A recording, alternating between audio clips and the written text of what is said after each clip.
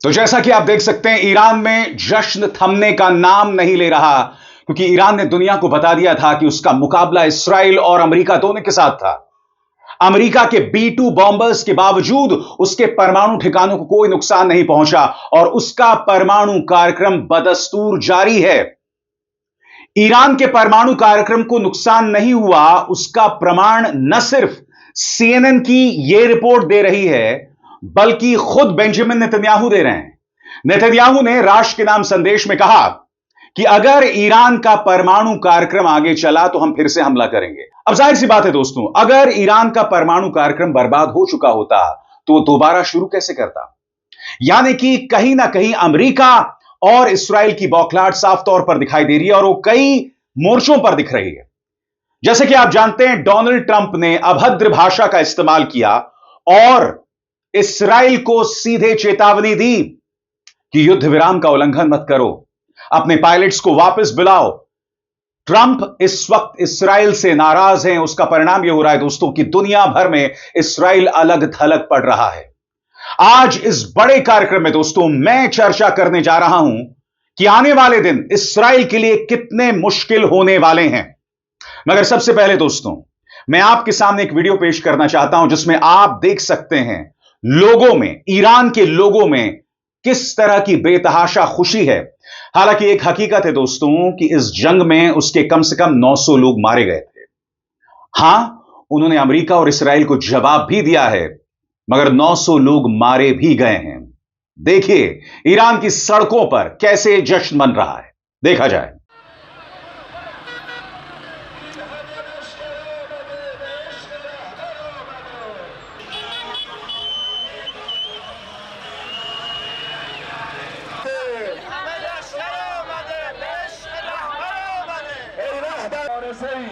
ما مثل اسرائیلی نیستیم که تا صدای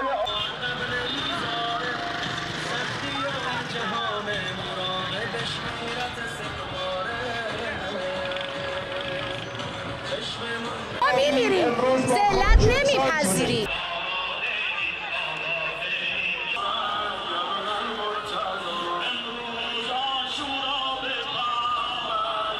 और बात वहां नहीं रुकती दोस्तों, आप देख सकते हैं लोग बाकायदा कार रैलीज निकाल रहे हैं। इन तस्वीरों में आपको दिखाई दे रहा है ईरान के लोगों में खुशी का जो उन्माद है, खुशी की जो हद है वो यहां पर दिखाई दे रही है। लोग किस कदर खुश हैं, बाकायदा कार रैलीज निकाली जा रही हैं और इसमें डेथ टू अमेरिका और डेथ टू इजराइल के नारे लगाए जा रहे हैं।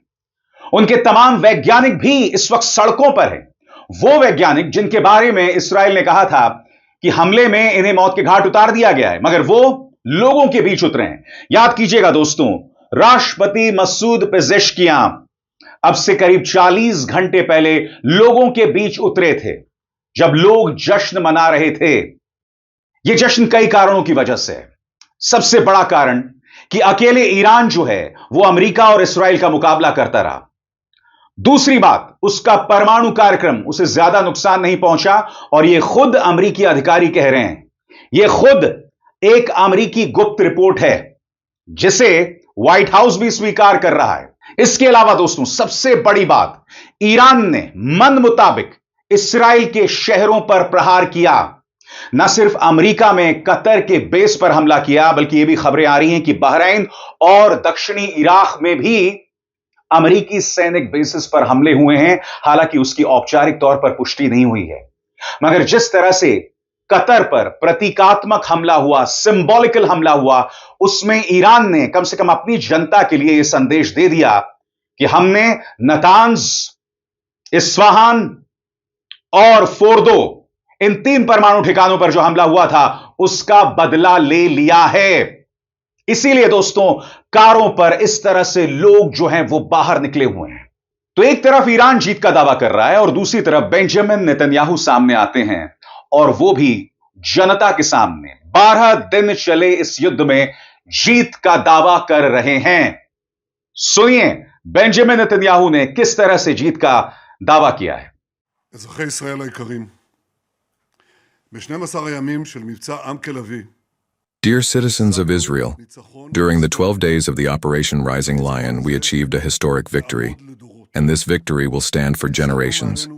we removed from upon us two immediate existential threats: the threat of annihilation by nuclear bombs and the threat of annihilation by 20,000 ballistic missiles. If we had not acted now, the state of Israel would soon be facing the danger of annihilation.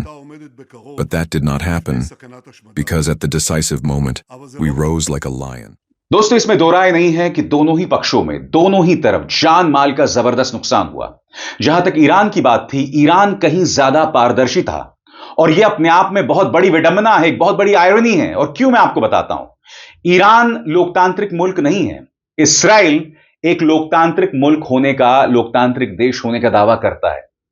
बावजूद उसके Israel में कितने मारे गए, इसको लेकर एक काला पर्दा डला रहा।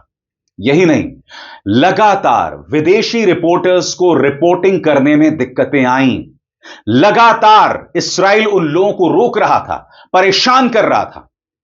इससे पहले कि मैं चर्चा करूं कि आने वाले दिन इस्राइल के लिए कितने मुश्किल होने वाले हैं, कितनी बड़ी चुनौतियां उसके सामने आने वाली हैं, मैं आपको सुनाना चाहता हूं जर्मनी के एक पत्रकार की आवाज। वो बता रही हैं कि किस तरह से तेल अवीव में रिपोर्टिंग करना मुश्किल होता जा रहा था, क्योंकि हम जहां पर भी जाते थे, इस्राएली पुलिस हमें परेशान करती थी, हमें रिपोर्टिंग नहीं करने देती थी। और रिपोर्टर्स जो वहां से आ रहे हैं, जो पहले इस्राएल के समर्थक हुआ करते थे, अब वो लोग नाराज हो गए हैं। सुनिए जर्मनी की इस रिपोर्टर को। और यह बात इसलिए अहम हो जाती है दोस्तों, क्योंकि मुझे आपको यह बतलाने की जरूरत नहीं है कि इस पूरे मामले में कुछ गिने चुने देश थे जो इस्राएल के साथ थे, जिसमें एक जर्मनी था। जर्मनी के चांसलर लगातार इस्राएल के पक्ष में बयान देते रहे। वैसे तो बयान अमेरिका भी दे रहा था, मगर अब अमेरिका का मोहभंग हो गया है। ट्रंप ने एफ वर्ड का इस्तेमाल कर दिया है इस्राएल के लिए। तो इससे पहले कि मैं आपको बताऊं कि आने वाले दिन इस्राएल के लिए कितने मुश्किल होने वाले हैं, सुनिए जर्मनी की यह पत्रकार जो बता रही है कि इस्राएल के अंदर रिपोर्टिंग करना कितना मुश्किल था। Hi, I'm Sophie. I'm a correspondent for German TV ARD covering Israel, the West Bank, and Gaza. And I want to talk a little bit about the challenges we're facing here as journalists at the moment. So, of course, there is a security concern, Iranian missile attacks. So whenever we go out and film, we think about where the closest shelter is. Then there are restrictions, military censorship. And according to these rules, we are only allowed to film and report if civilian targets were hit, residential buildings, for example. But if military or strategic targets were hit, we are not allowed to film and report unless we get the approval of the censor. The military censor says that's because that's sensitive information that Iran is not supposed to get. But the problem is that that can create the impression that only civilian and no military targets are being aimed at and hit. And with regards to Gaza, the problem is that we've been barred by Israel from entering Gaza independently since October 7, 2023, when Hamas attacked Israel. We also can't enter from Egypt, and that's why we work with local Palestinian journalists on the ground who help us and risk their lives doing so. If you want to know more about the challenges covering Iran, then follow my colleague Katharina Willinger. और आगे बढ़ने से पहले एक जरूरी संदेश। मेरे कार्यक्रमों के लिए आप नोटिफिकेशन का इंतजार मत कीजिए। मेरे चैनल में जाइए और खुद जाकर कार्यक्रम देखिए और रहिए अपडेटेड। और हां, ज्वाइन कीजिए मेरा चैनल। देखिए यह जरूरी संदेश।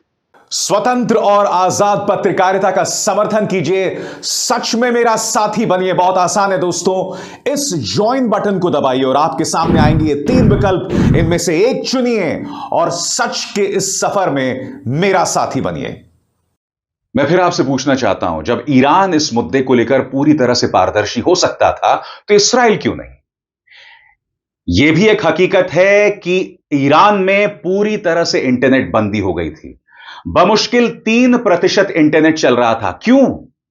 क्योंकि इस्राइल का मकसद था सुप्रीम लीडर खामेनी को मौत की घाट उतार देना, और उन्हें बचाने के लिए वहां पर इंटरनेट बंदी कर दी गई थी। इसलिए नहीं क्योंकि ईरान नहीं चाहता था कि दुनिया जाने हकीकत क्या है। उल्टा, याद कीजिएगा, इसी मंच पर मैंने आपको CNN की रिपोर्ट दिखाई थी। CNN के संवाददाता तेहरान पहुंचते हैं जहां लोग प्रदर्शन कर रहे होते हैं, और मैंने कहा था यह बहादुरी की बात है, क्योंकि यहां पर नारे लग रहे थे डेथ टू अमेरिका, यानी कि अमेरिका को मौत दो। बावजूद उसके CNN यहां उतरता है और रिपोर्टिंग करता है। और दूसरी तरफ आपने सुना जर्मनी के पत्रकार के साथ क्या क्या नहीं किया गया। अल जजीरा को रिपोर्टिंग करने से रोक दिया गया। कई पत्रकार जो रिपोर्टिंग कर रहे थे उन्हें रिपोर्टिंग के बीच में से उठा लिया गया। यह सब अमेरिका कर रहा था। मगर अब बहुत जरूरी हो जाता है दोस्तों, पूरे एनालिसिस के साथ मैं आपके सामने जानकारी पेश करूं कि आने वाले दिन इस्राएल के लिए कितने मुश्किल होने वाले हैं। किस तरह से दुनिया में इस्राएल अलग थलग पड़ने वाला है, किस तरह से आने वाले दिनों में बेंजामिन नेतन्याहू की नीतियों की वजह से आम इस्राएली नागरिक के लिए दूसरे देशों में जाना मुश्किल होने वाला है। सबसे पहले दोस्तों, तेजी से बढ़ती अंतर्राष्ट्रीय अलगाव की स्थिति, यानी कि बहुत तेजी से इस्राएल अंतर्राष्ट्रीय तौर पर अलग थलग पड़ता जा रहा है और उसके लिए आपको मेरे इन शब्दों पर गौर करना पड़ेगा। इस्राएल अब इतिहास की सबसे बड़ी अंतर्राष्ट्रीय अलगाव की स्थिति से जूझ रहा है। पहले गाजा जंग और अब ईरान के साथ टकराव ने इसे और बढ़ा दिया है। इसके कुछ बड़े संकेत ये हैं, और ये संकेत क्या क्या है दोस्तों, इस पर गौर किया जाए। पहला संकेत, 300 से ज्यादा इस्राएली रिसर्चर्स को शैक्षणिक बहिष्कार झेलना पड़ रहा है। दूसरा, कई सहयोगी देशों ने हथियारों की बिक्री रोक दी है। तीसरा, विदेशी एयरलाइंस ने तेल अवीव के बेन गुआरिन एयरपोर्ट से उड़ानें बंद कर दी हैं। सांस्कृतिक और अकादमिक साझेदारियों को रद्द किया जा रहा है। और सबसे बड़ी बात, और यह दिक्कत आ रही है अंतर्राष्ट्रीय तौर पर, इंटरनेशनल क्रिमिनल कोर्ट में बेंजामिन नेतन्याहू की मुश्किलें जो हैं वो बढ़ने वाली हैं। इस पर गौर किया जाए दोस्तों। इंटरनेशनल क्रिमिनल कोर्ट ICC ने प्रधानमंत्री नेतन्याहू और पूर्व रक्षा मंत्री योआव गैलेंट के खिलाफ गिरफ्तारी वारंट जारी कर दिए हैं, जिससे विदेशी निवेश भी घटा है। सही सुना आपने दोस्तों। अब आप सोचिए, एक देश का नेता है और उसके पूर्व रक्षा मंत्री, दोनों के खिलाफ गिरफ्तारी वारंट।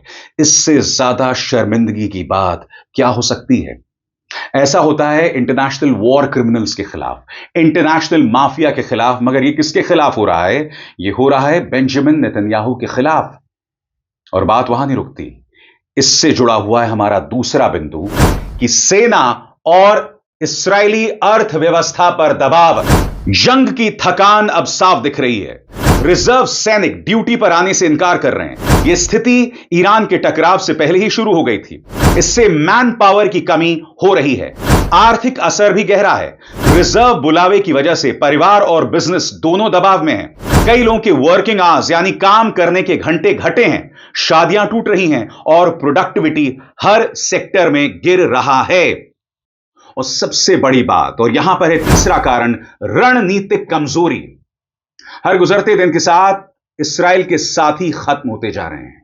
कहने को इस वक्त जर्मनी उसके साथ खड़ा है, मगर आपने गौर किया होगा, ब्रिटेन जैसे ही ईरान के 3 परमाणु ठिकानों पर हमले होते हैं, चाहे ब्रिटेन हो, वहां के विदेश मंत्री या भारतीय प्रधानमंत्री नरेंद्र मोदी, दोनों राष्ट्रपति मसूद पेजेस्कियां को फोन करते हैं। उन्हें इस बात की परवाह नहीं है कि इस्राएल के साथ उनके अच्छे संबंध हैं। इसीलिए मेरा तीसरा बिंदु है रणनीतिक कमजोरी, और उसके एक एक बिंदु पर गौर किया जाए। इस्राएल अपनी जंग के मुख्य लक्ष्यों को हासिल नहीं कर पाया है।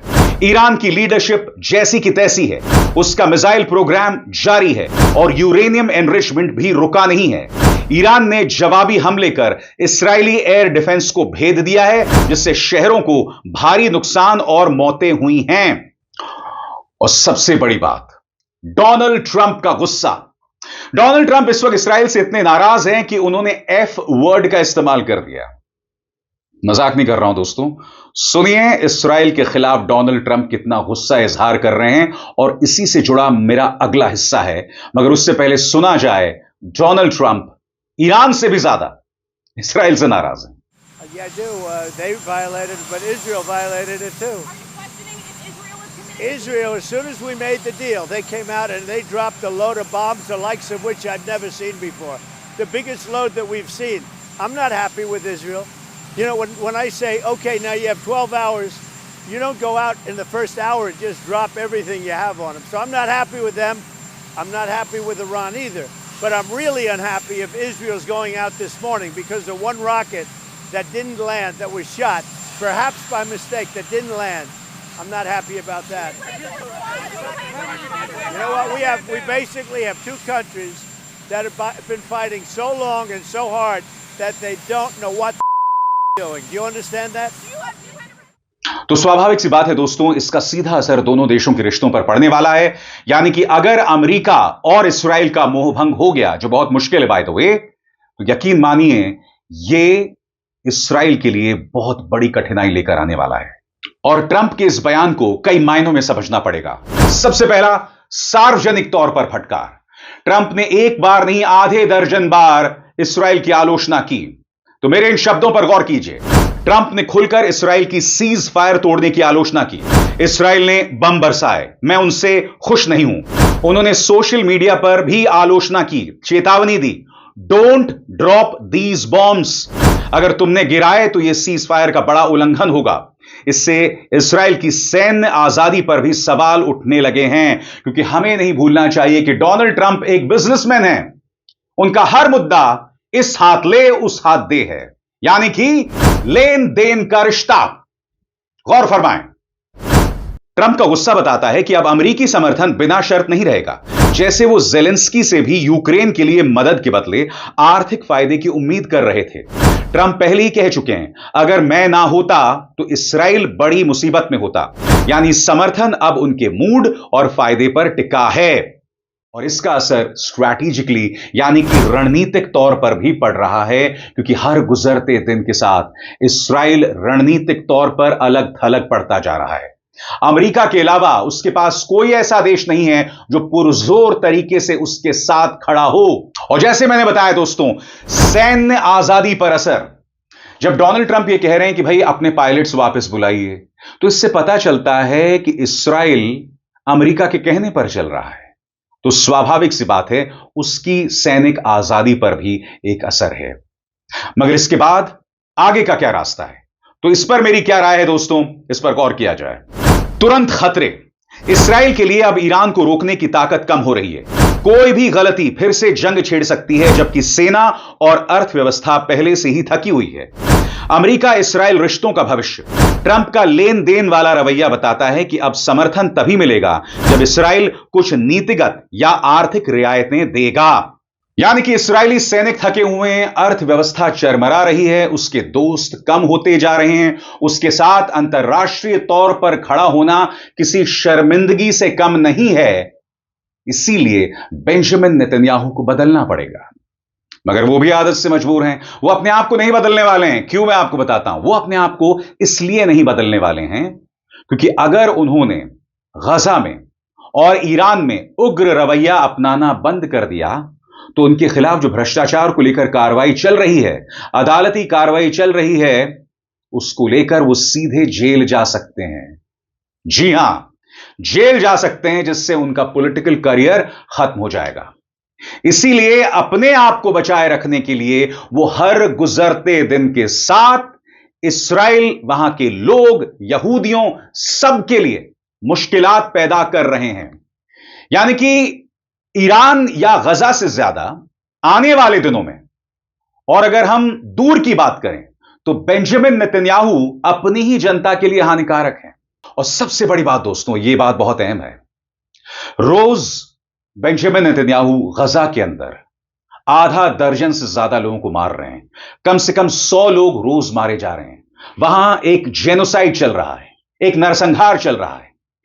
ईरान वाले घटनाक्रम के बाद अब मैं उम्मीद कर रहा हूं कि अंतर्राष्ट्रीय समुदाय अब गजा पर भी फोकस करेगा, क्योंकि गजा में जो हो रहा है और अंतर्राष्ट्रीय समुदाय ने जिस तरह से अपनी आंखों पर पट्टी बांध ली है, वो शर्मनाक है। याद कीजिएगा, कांग्रेस की पूर्व अध्यक्ष सोनिया गांधी ने बाकायदा एक खत लिखा था जिसमें प्रधानमंत्री नरेंद्र मोदी से अपील की थी कि आप गजा पर खामोश कैसे रह सकते हैं। वहां 60,000 लोगों को बेंजामिन नेतन्याहू ने मार दिया और आप जो हैं वो खामोश बने हुए हैं। कई अंतर्राष्ट्रीय पत्रकार, वेस्टर्न पत्रकार जो आमतौर पर इस्राएल के साथ रहते हैं, गजा पर उनके तेवर इस्राएल के खिलाफ हैं। उन्होंने ईरान मामले में बेशक इस्राएल का समर्थन किया हो, मगर गजा के मामले में वो लोग लगातार इस्राएल की आलोचना कर रहे हैं। इसलिए मैं ये उम्मीद करता हूं दोस्तों कि आने वाले दिनों में गजा में भी सही मायने में युद्ध विराम होगा, शांति होगी, क्योंकि युद्ध विराम और शांति समझौते के बावजूद रोज इस्राएल इसे तोड़ रहा है, बेकसूर लोगों को मार रहा है, औरतों बच्चों को मार रहा है, छोटे छोटे बच्चों को उनके घर से अगवा किया जाता है और फिर उनकी लाशें मिलती हैं। डॉक्टर्स को अस्पतालों से अगवा किया जा रहा है और फिर उनकी लाशें मिलती हैं। और जब बेयरशीबा में उनके एक अस्पताल पर प्रहार होता है, तब आपको याद होगा किस तरह से इस्राएली रुदाली करते हैं कि ईरान ने हमारे अस्पताल पर हमला कर दिया, और आप जो खुद कर रहे हैं गजा में अस्पतालों पर, उसको लेकर आपके मुंह से एक शब्द नहीं निकलता। यह आपके दोहरे मापदंड है। अब इज़हार शर्मा को दीजिए इजाजत। नमस्कार।